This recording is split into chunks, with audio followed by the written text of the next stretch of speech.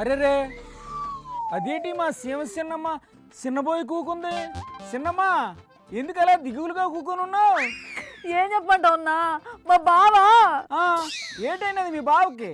శీలకు చెప్పినట్టు చెప్పినా ఇన్లే. ఇప్పుడు చూడు ఎంత పని అయినాదో. అయ్యో ఇప్పుడు ఏంటైనది మీ బావకి? ఆసుపత్రిలో ఉండాడు. అవునా?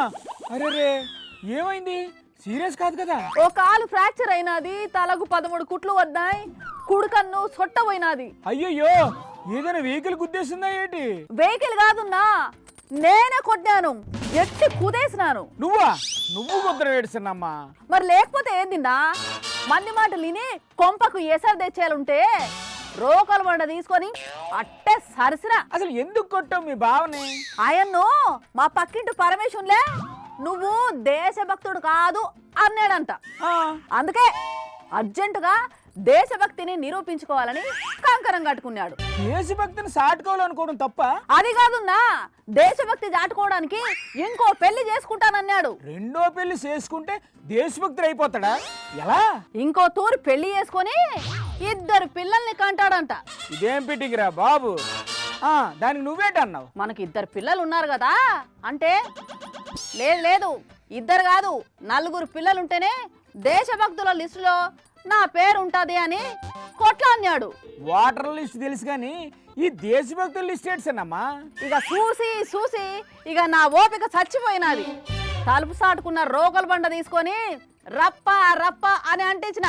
అసలు ఉన్నట్టుండి ఇంకో పెళ్లి చేసుకోవాలి, దేశభక్తులు అనిపించుకోవాలి అనే ఆలోచన ఎందుకు వచ్చింది మీ బాబుకి? చంద్రబాబు సార్ చెప్పినాడంట. ఏంటి చంద్రబాబు గారు చెప్పారా?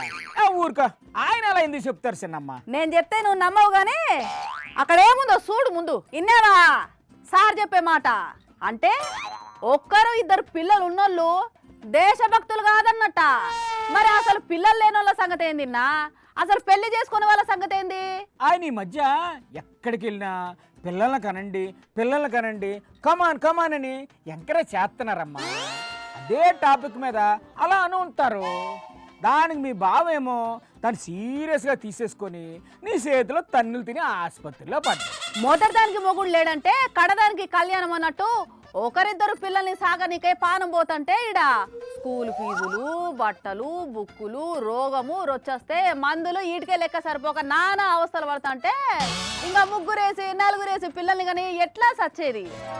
మా కాడే మన కోట్లు లెక్కుందా? పోనీలేసన్నమ్మా, మీ బావ ఏదో తొందరపడ్డాడు, జాగ్రత్తగా చూసుకో. పాపం అనవసరంగా నా చేతిలో తన్నులు తిన్నాడు. నేను పోయేస్తానన్నా, మా బావకు టిఫిన్ తీసుకుపోవాలా? రాజకీయ నాయకుల మాటలు సీరియస్ గా తీసుకుంటే ఇలాగే ఉంటది. మరి మీకు కూడా అర్జెంటుగా దేశభక్తులు అయిపోదామని ఉంటే జాగ్రత్త. ఇంట్లో తెలిస్తే తోలు తీసేస్తారు.